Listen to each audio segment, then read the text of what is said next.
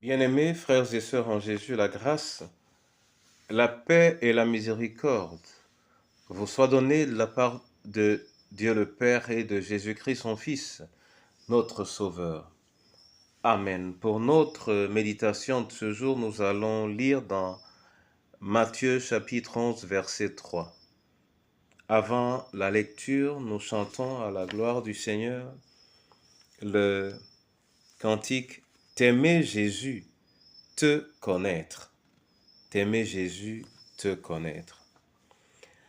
T'aimer Jésus, te connaître, se reposer sur ton sein, t'avoir pour en roi son maître, pour son breuvage et son pain, savourer en paix ta grâce, de ta mort puissant sauveur, goûter la sainte efficace, quelle ineffable douceur. Ô bonheur inexprimable, j'ai l'Éternel pour berger, toujours tendre et secourable, ton cœur ne saurait changer. Dans ta charité suprême, tu descendis ici-bas, chercher tes brebis toi-même et les prendre dans tes bras. Oui, Jésus, toi, Emmanuel, tu l'as accompli. Éveille-nous par ta parole. Au nom du Père, du Fils et du Saint-Esprit. Amen. Luc 11, verset 3, là il est écrit « Es-tu celui qui doit venir, ou devons-nous en attendre un autre ?» Amen. Bien-aimés frères et sœurs en Jésus, Jean-Baptiste, le précurseur du Sauveur, dans la prison, s'interrogeait encore au bord de sa mort si c'est vraiment Jésus est le Christ qu'il attendait. C'est parce qu'il y avait un certain nombre de choses qui ne s'accomplissaient pas selon lui. Et il ne voulait pas partir sans être sûr que tout est accompli. Mais ce n'est pas la première fois là que l'identité et le rôle de Jésus semblent embarrassés.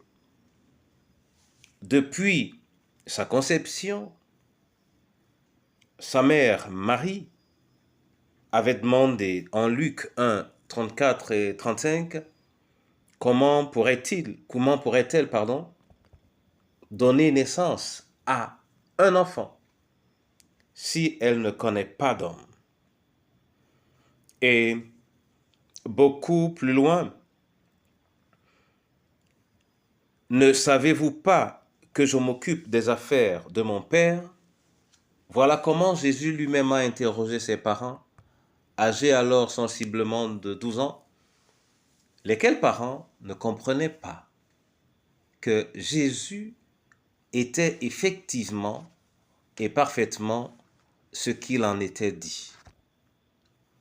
Bien-aimés, ceci nous montre que le long de l'histoire de la vie de Christ, la question sur son identité, sur sa mission, a été d'une importance capitale et qu'elle évoluera le long de la Bible jusqu'au moment où il montera aux cieux et ses disciples convaincus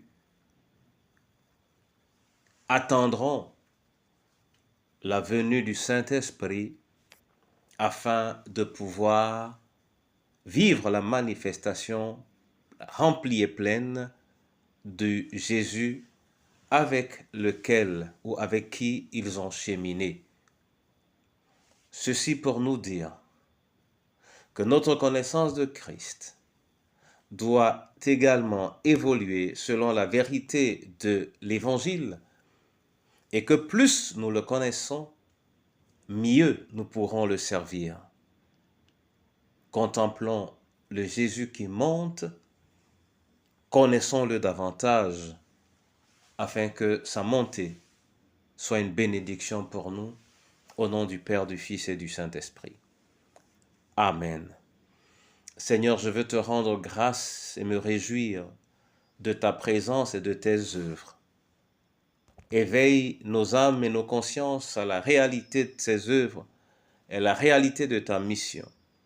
Et que cette mission qui continue jusqu'à nos jours prospère dans la vie de tes disciples.